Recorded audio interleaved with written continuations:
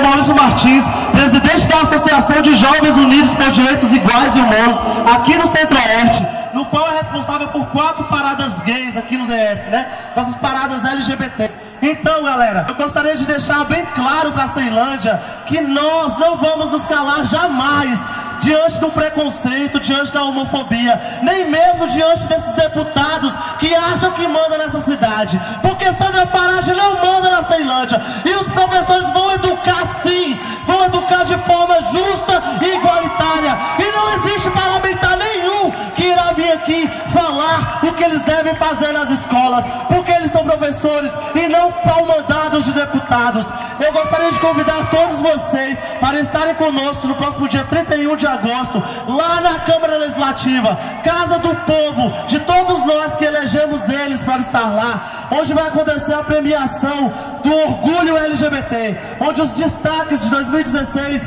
receberão honra ao mérito em uma bela sessão solene, com show de drag, porque nós vamos ocupar a Câmara Legislativa, porque os gays, as lésbicas, travestis também votam, então lá é o nosso lugar também. Galera, muito obrigada, e eu quero finalizar a minha fala dizendo o seguinte, é a frase da Pitty, quem sabe: as mulheres não voltam mais para a cozinha, e os negros muito menos para as senzalas, e os LGBTs para o armário nunca mais.